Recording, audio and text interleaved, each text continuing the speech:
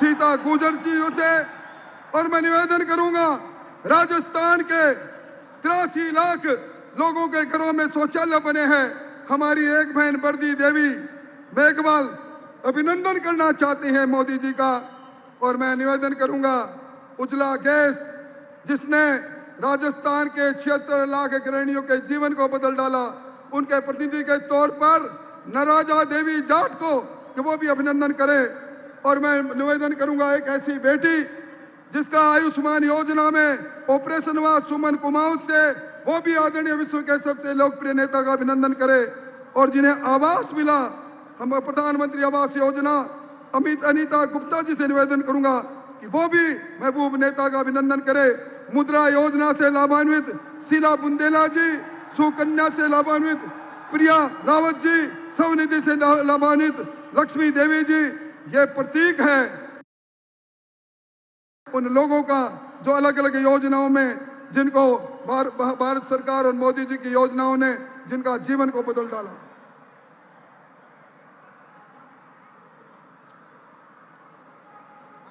और अब मैं निवेदन करूंगा भारतीय जनता पार्टी के नौजवान प्रदेश अध्यक्ष, गतिशील प्रदेश अध्यक्ष सीपी जोशी जी को कि वो आए और विशाल भारतीय जनता पार्टी के परिवार की तरफ से स्वागत भाषण करे, अभिनंदन करे दुनिया के सबसे लोकप्रिय नेता हमारे गौरव नरेंद्र मोदी जी का। भारत माता की, भारत माता की। तीर्थराज पुष्कर की इस पावन भूमि पर अजय मेरू के इस अजयगढ़ में जिन्होंने राजनीति में गरीब सेवा का संकल्प लेकर हमेशा अजय रहे, ऐसे अजय योद्धा देश के यशस्वी प्रधानमंत्री आदरणीय नरेंद्र मोदी जी के ऐतिहासिक 9 वर्ष पर आप सबसे कहूंगा एक बार अपने स्थान पर खड़े होकर जोरदार ताली बजाकर आदरणीय मोदी जी का स्वागत और अभिनंदन करें, जिन्होंने हमेशा सेवा, समर्पण, सुशासन और गरीब कल्याण का संकल्प लेकर इस राष्ट्र की सेवा की है। चरेवती चरेवती का मूल मंत्र जिन्होंने दुनिया में भारत का वैभव बढ़ाया, ऐसे आदरणीय नरेंद्र मोदी जी का हिंदू हृदय सम्राट पृथ्वीराज चौहान जी की इस वीर धरा पर वीर तेजा जी की निर्वाण स्थली और राजस्थान की हृदय स्थली अजय मेरू में आप सबकी ओर से मैं आदरणीय प्रधानमंत्री जी का स्वागत और अभिनंदन करता हूं। यह हमारा सौभाग्य है आदरणीय प्रधानमंत्री जी, इस ऐतिहासिक कालखंड के इस उपलक्ष्य में पार्टी के राष्ट्रीय अध्यक्ष ने आदरणीय नड्डा जी ने यह सौभाग्य राजस्थान की धरा को दिया। आज जैसलमेर के तनोट की सरहद से हो, चाहे बांसवाड़ा की गुजरात की बॉर्डर से हो, चाहे श्री गंगानगर से हो, तो मध्य प्रदेश और उत्तर प्रदेश के बॉर्डर करौली और धौलपुर से हो, सुदूर गांव ढाणी में बैठा वो गरीब, वो मजदूर, वो मातृशक्ति, वो किसान आज आपको आशीष दे रहा है, आपको दुआ दे रहा है कि जो 60 साल में कोई नहीं कर सका वो आदरणीय मोदी जी ने 9 साल में करके दिखाया है।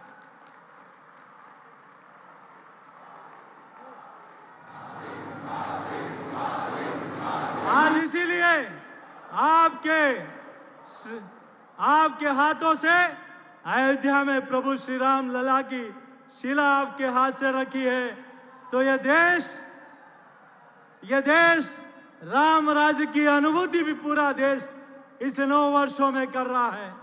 आदरणीय प्रधानमंत्री जी, हम सब लोग अपने आप को गौरवशाली इसीलिए भी महसूस करते हैं कि आज दुनिया के विकसित राष्ट्र जब ये कहते हैं कि PM Modi ji is boss, तो हमारा सीना फूल के चौड़ा हो जाता है। हमारा सीना फूल के चौड़ा तब भी हो जाता है कि जो कभी वीजा देने से कतराते थे वो आप आज आपका ऑटोग्राफ लेने के लिए लाइन में खड़े रहते हैं। दुनिया में भारत का वैभव बड़ा है तो गरीब कल्याण, सुशासन और सेवा का भाव भी इन 9 वर्षों में देश की जनता ने देखा है। आदरणीय प्रधानमंत्री जी, हम आपका आभार इसलिए भी प्रकट करते हैं राजस्थान की ओर से कि अभी पूरे देश की जनता ने अंग्रेजों के जमाने में बनाई हुई संसद में देश का सदन चलता था, लेकिन पहली बार देखा है कि आपके हाथों से जिस संसद की शिला रखी गई उसका उद्घाटन भी देखा है। और राजस्थान की धरा तो इसलिए सौभाग्यशाली है कि चाहे सिरोही आबू रोड हो, चाहे जैसलमेर का ग्रेनाइट हो, चाहे उदयपुर की नक्काशी हो, चाहे इस राजस्थान के हर कोने से चाहे ग्रेनाइट हो, संगमरमर हो, लाखा हो, नक्काशी हो, चाहे यहाँ के कारीगरों की सुगंध बरसों बरसों तक उस संसद में बिखरेगी। इसलिए भी हम आपका आभार प्रकट करते हैं। आदरणीय प्रधानमंत्री जी, मैं राजस्थान की धरा की ओर से आपका आभार इसलिए भी प्रकट करता हूं कि वर्षों के आजाद हिंदुस्तान के पहली बार संसद के दोनों सदनों में सभापति के रूप में ओम बिरला जी और जगदीप धनखड़ जी सफल संचालन, ये राजस्थान को गौरव आपने दिया है। एक गौरव अभी आपने और दिया है, बाबा साहब के बाद, पूज्य बाबा साहब के बाद पहली बार राजस्थान का देश का कोई दलित नेता कानून मंत्री आपने बनाया है तो अर्जुन मेघवाल जी को बनाया है। ये राजस्थान के लिए ये गौरव का विषय है। मैं ज्यादा कुछ नहीं कहते हुए आज पिछले 9 वर्षों में जितने काम विकास हुए हैं जिसकी मैं कम शब्दों में बयान नहीं कर सकता, लेकिन मैं इतना जरूर कह सकता हूं कि राजस्थान में एक सरकार ऐसी भी है जिसको उखाड़ फेंकने का संकल्प लेना है। एक सरकार ऐसी भी है जिसको राजस्थान की जनता ने, अभी मेरे पूर्व के वक्ताओं ने कहा, तब पृथ्वीराज चौहान की धरती से संकल्प बनता है 4 बास 24 गज अंगुल अश्व प्रमाण, ता ऊपर सुल्तान है चूक मत चौहान। यहां से 135 किलोमीटर दूर एक ऐसी मुगलिया सोच की सरकार है जिसको उखाड़ फेंकने का संकल्प भी लेना है।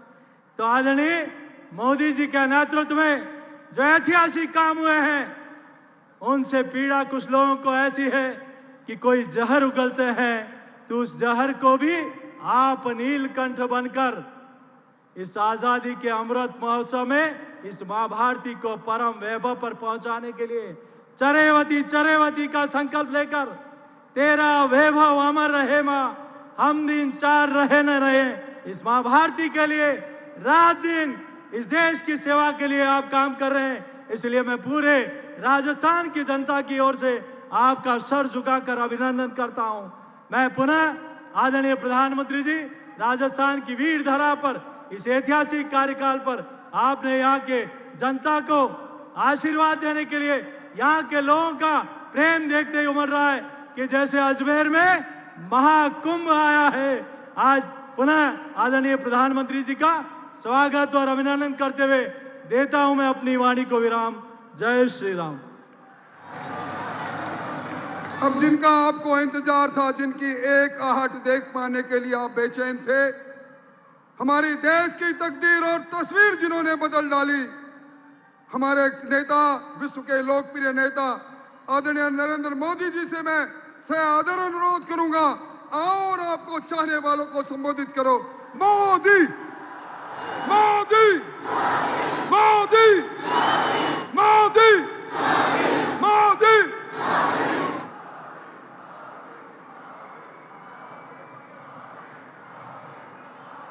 भारत माता की, भारत माता की,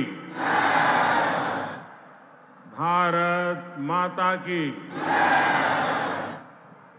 मंच पर विराजमान भारतीय जनता पार्टी के सभी वरिष्ठ नेतागण और इतनी बड़ी संख्या में हम सबको आशीर्वाद देने आए हुए इस वीर भूमि के मेरे प्यारे भाई और बहनों, इस धरती पर वीर तेजाजी महाराज, भगवान देवनारायण, डिग्गी कल्याण जी, देवधाम जोधपुरिया, खोड़ा गणेश जी और माता शाकंभरी की कृपा है। ये भूमि अनेक ऋषियों मनुष्यों की तपोस्थली है, कार्यस्थली रही है। यहीं पर ख्वाजा मोइनुद्दीन चिश्ती की दरगाह भी है। मैं अजमेर की इस पावन भूमि से सम्राट पृथ्वीराज चौहान के शौर्य, मां मीरा की भक्ति और विजय सिंह पथिक जैसे क्रांति वीरों की शक्ति को भी नमन करता हूं। मैं राजस्थान की प्रत्येक माता, बहन, बेटी को नमन करता हूं जिन्होंने इस धरती को वीरों की धरती बनाया। आज ही देवी अहिल्याबाई होलकर जी की जन्म जयंती भी है। राष्ट्र निर्माण के कार्यों के लिए देश के लोगों को कर्तव्य पथ दिखाने की दिशा दिखाने के लिए देवी अहिल्या जी को देश हमेशा याद रखेगा।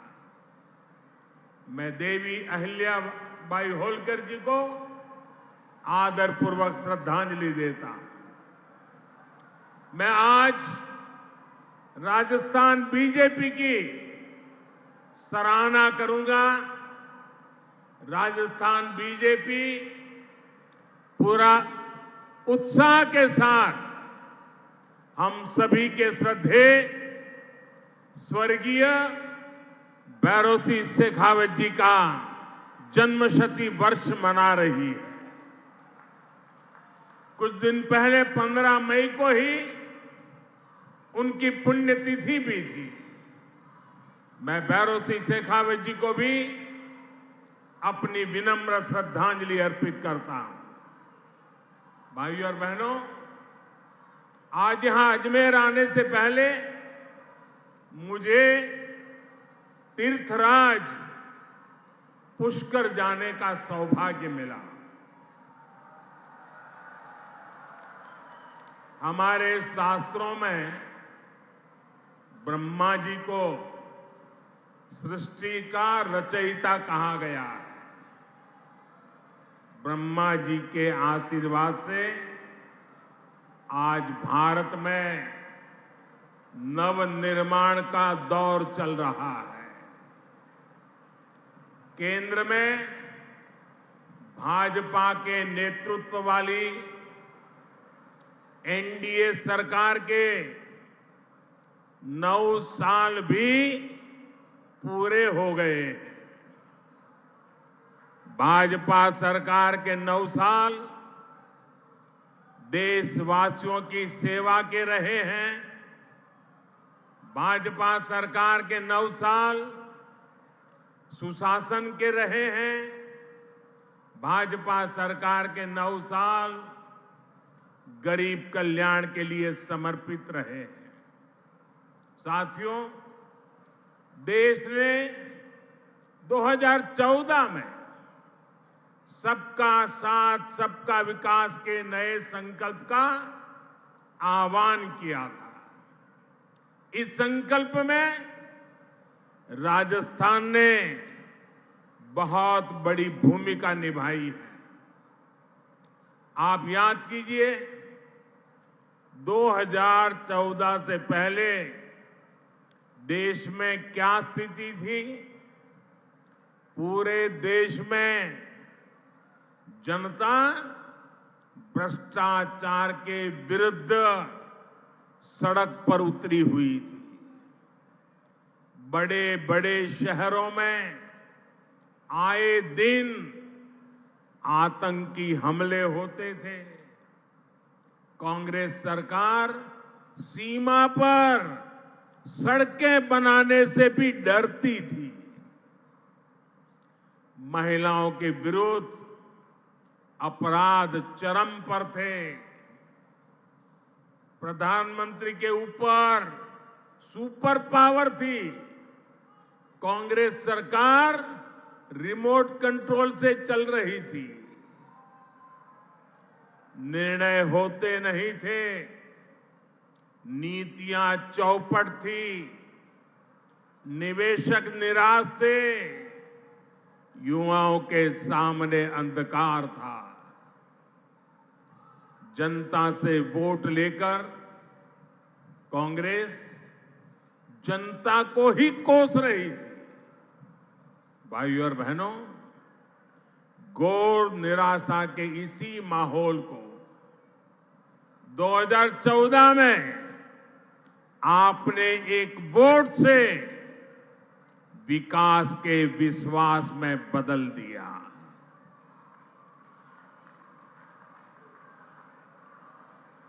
आज देखिए, पूरी दुनिया में भारत का यशगान हो रहा है। आज दुनिया के बड़े बड़े एक्सपर्ट्स ये बोल रहे हैं कि भारत अति गरीबी को समाप्त करने के बहुत निकट है। साथियों, आखिर ये बदलाव आया कैसे? ये बदलाव आया कैसे? ये बदलाव आया कैसे? ये बदलाव आया कैसे?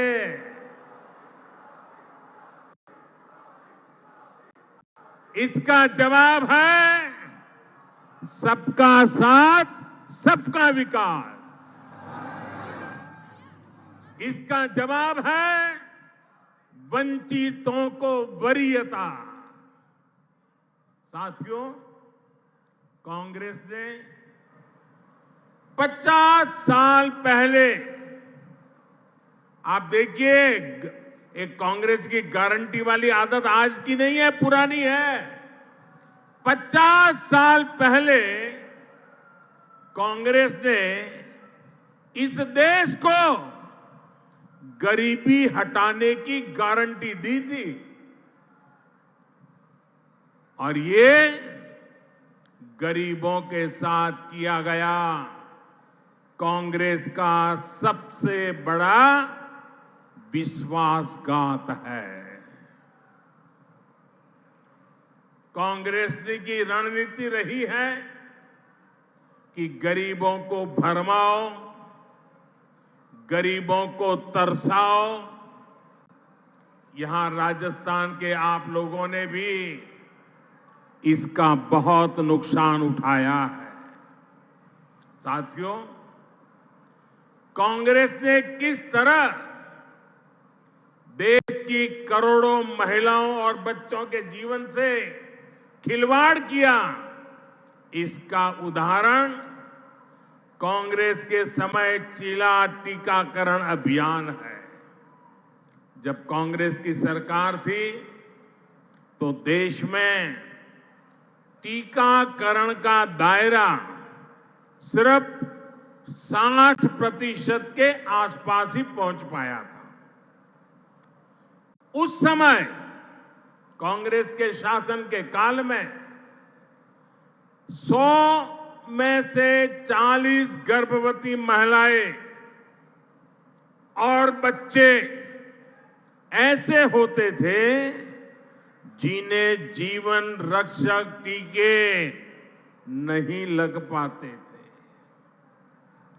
अगर कांग्रेस सरकार होती तो देश में टीकाकरण की कवरेज 100% होने में 40 साल और लग जाते और कितनी पीढ़ियां बीत जाती।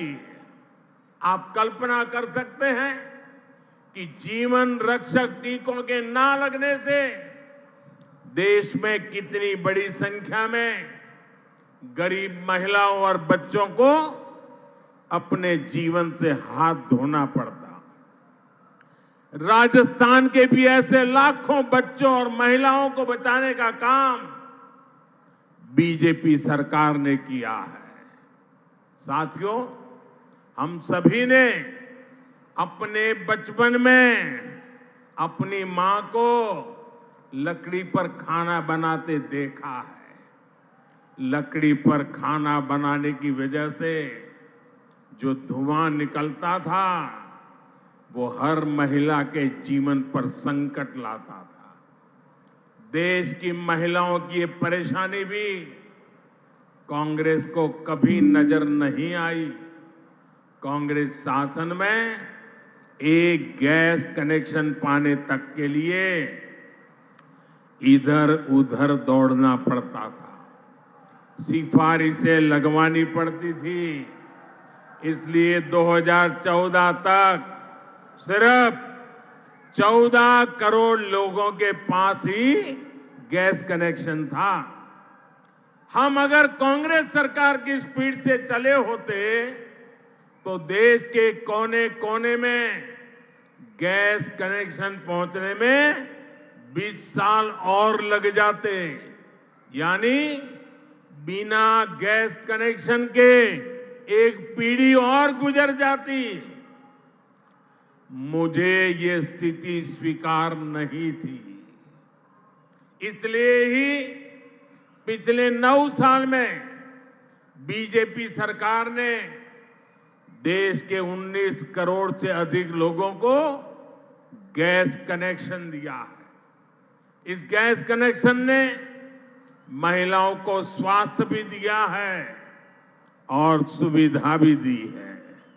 साथियों, पानी की एक एक बूंद की कीमत राजस्थान के मेरे भाई बहन अच्छी तरह जानते हैं।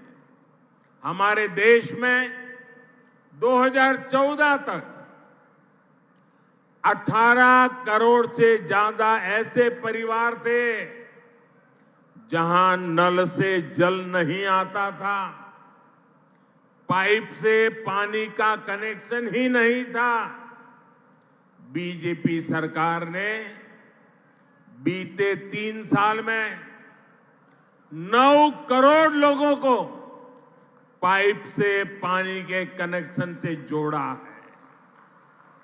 अगर कांग्रेस की सरकार होती तो उसे यही काम करने में 20 साल और लग जाते। जब संकट हल करने में, पानी से जुड़ी चुनौतियों को समाप्त करने में कांग्रेस सरकार कभी आगे बढ़कर काम नहीं करती। कांग्रेस को सिर्फ झूठ बोलना आता है और आज भी कांग्रेस यही कर रही है। साथियों, कांग्रेस ने वीरों की इस धरती और यहां के वीरों के साथ भी हमेशा धोखा किया है। एक कांग्रेसी है जो 4 दशक तक 1 रैंक 1 पेंशन के नाम पर हमारे पूर्व सैनिकों से विश्वासघात करती रही।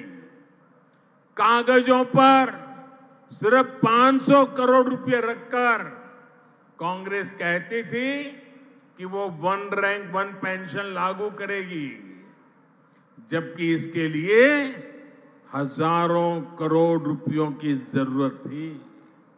भाजपा सरकार ने न सिर्फ 1 रैंक 1 पेंशन को लागू किया, बल्कि पूर्व सैनिकों को एरियर भी दिया।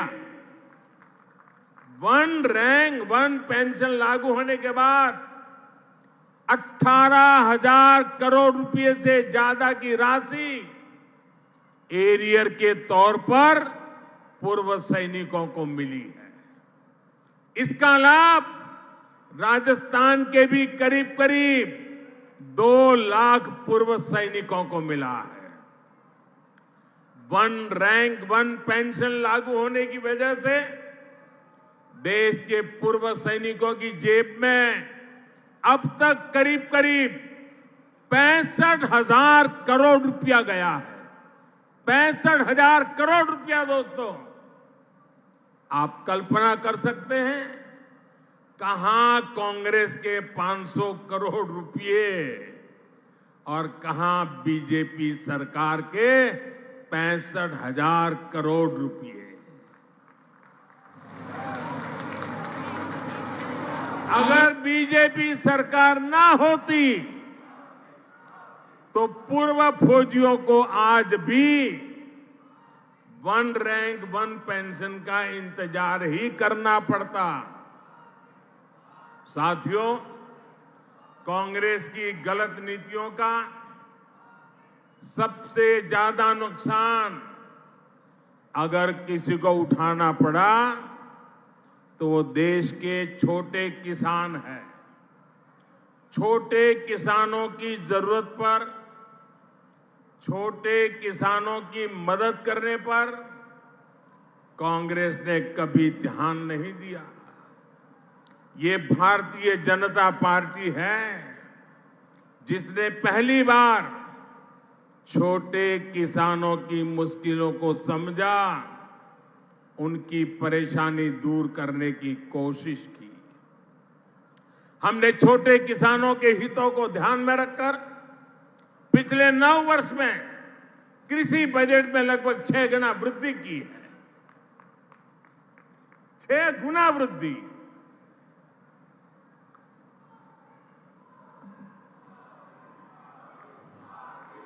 भाजपा सरकार में पहली बार किसानों को लागत का 1.5 गुना समर्थन मूल्य तय हुआ।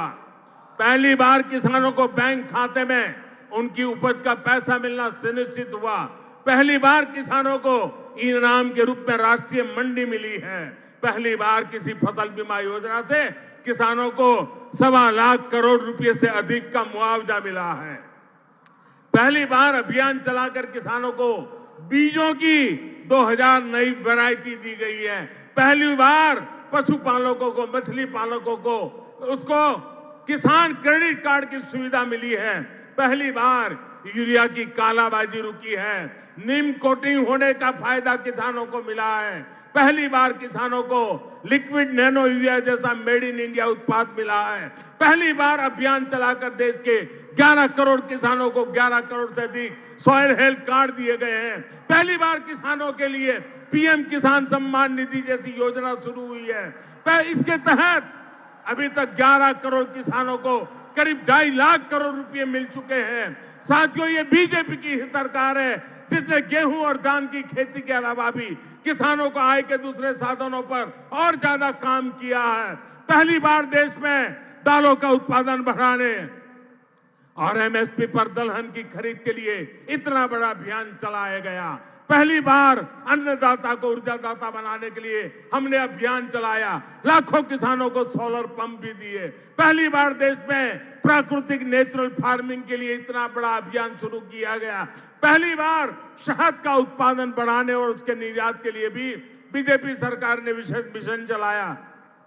पहली बार ज्वार बाजरा जैसे भारत के श्री अन्न को वैश्विक पहचान देने का प्रयास हुआ।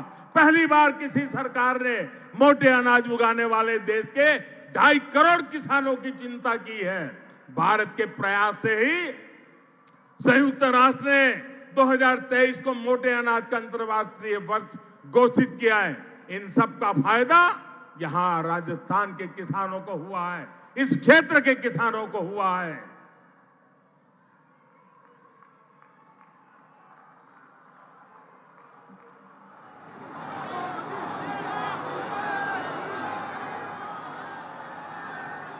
भाइयों और बहनों, आजकल बहुत से लोग पूछते हैं कि देश में जो विकास के बड़े बड़े काम हो रहे हैं, उसके लिए ये मोदी इतने पैसे लाता कहां से है।